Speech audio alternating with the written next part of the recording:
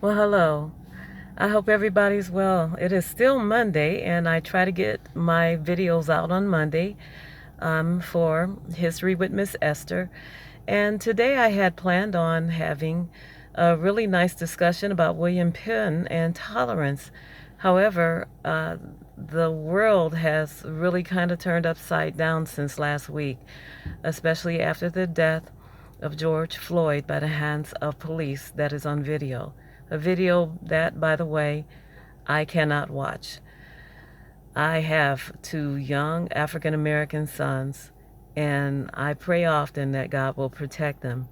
Now, let me say this to you so that no one will get the wrong impression about me. I love the police force. Absolutely love the police force.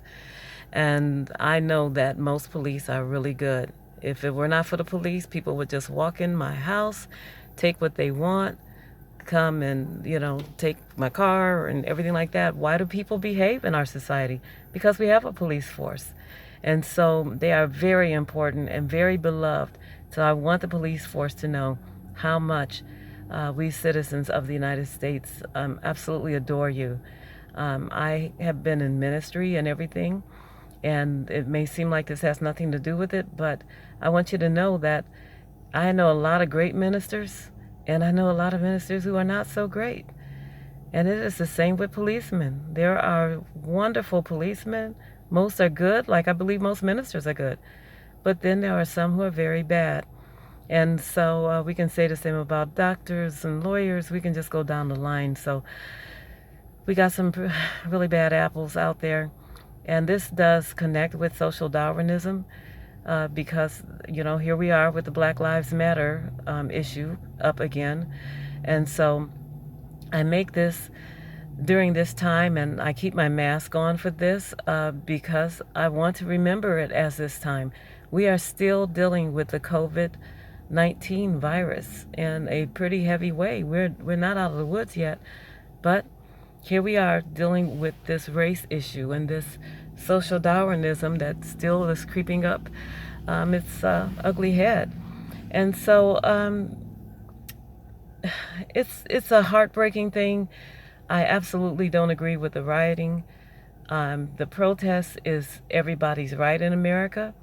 So that I certainly advocate, especially peaceful protest. Unfortunately, some people are taking advantage of this time to justify looting and stealing and violence and all these kind of things. And those things are not good. But much more has always been done when things were done peacefully.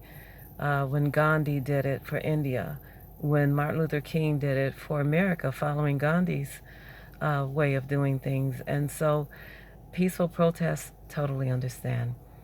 So this is social Darwinism at its worst, what you have seen this last week. And so I just want to say, with these few minutes that I have, that I encourage everybody to try to be gracious to one another. Seriously gracious. Because we are all human beings. There are no superior human beings. And all of these crazy things that we are taught and indoctrinated in, they are just that. And we need to treat each other well. And in the midst of this, races should not be falling apart. They should be coming together and saying, we don't want this, we will not take this, we are going to be unified. And that's what I encourage today, is unity. No matter what was taught in history, no matter what people believe and everything, we know that we need to treat each other right, whether or not we believe the same way or anything, but courtesy is always in style. That's all I have to say.